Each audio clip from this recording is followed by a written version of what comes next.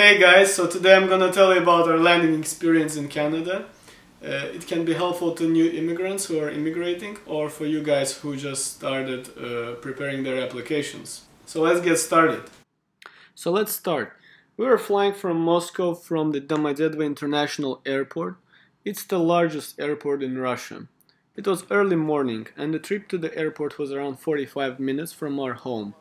We were flying with the TAP Air Portugal. They are Portugal's national airline.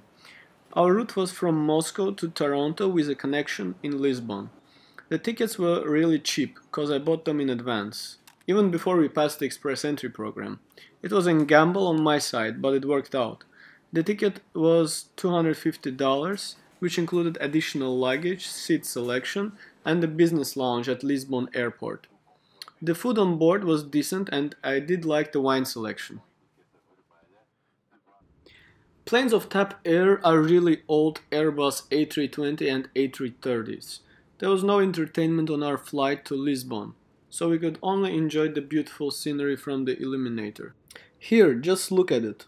Moscow looks really nice from above. Some people might even think this is Canada, because of the snow. The day after we left Moscow, the temperature dropped to negative 32 degrees Celsius. So luckily for us, we escaped the Russian cold to warm sunny Toronto. And it might sound surprising, but I do believe that Russia is much colder than Canada. Here you can see us approaching Lisbon, Portugal's capital.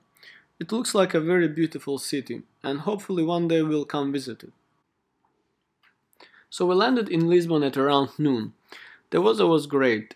We were really excited about the business lounge. To our great surprise though, we were not allowed to use it, since it's located in the Schengen area, and in order to use it you need to pass through the passport control and have a valid Schengen visa. I actually read that when you're immigrating to Canada through Europe, you're allowed to exit from the airport and even stay in Europe for a few days. In reality though, we were denied to do it. So I did write a complaint on TAP's website, still waiting for their response. Lisbon Airport's international terminal is really small and there is not much going on. Very limited number of shops and restaurants. Also everything is pricey, so plan ahead and pack some snacks with you. So here you can see us boarding the flight from Lisbon to Toronto. This plane was much more comfortable.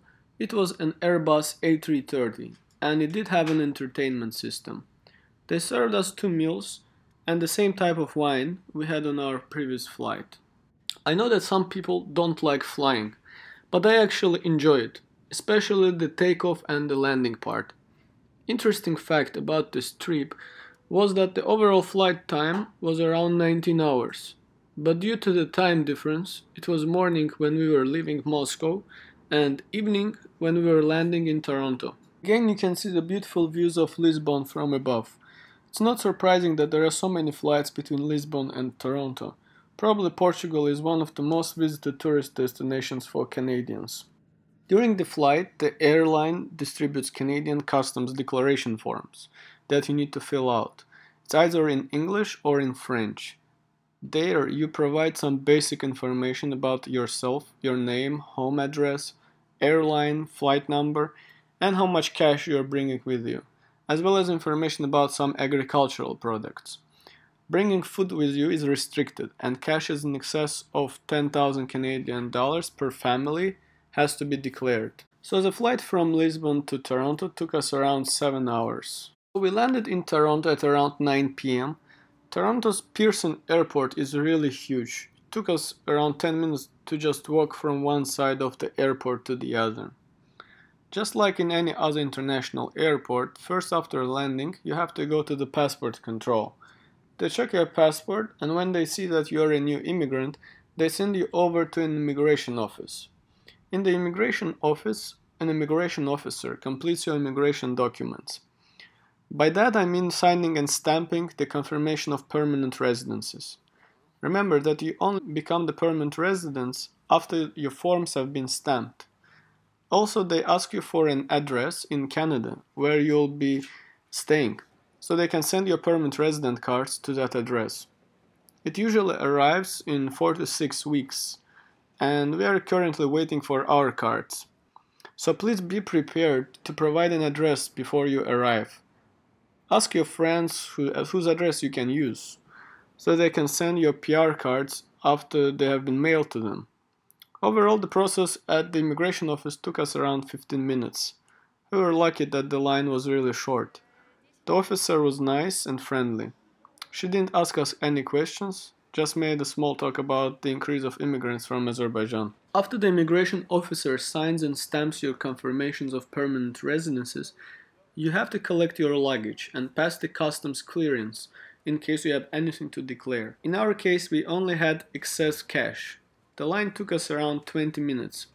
Lots of people were trying to import food items, which are not allowed, so we had to wait there for a while.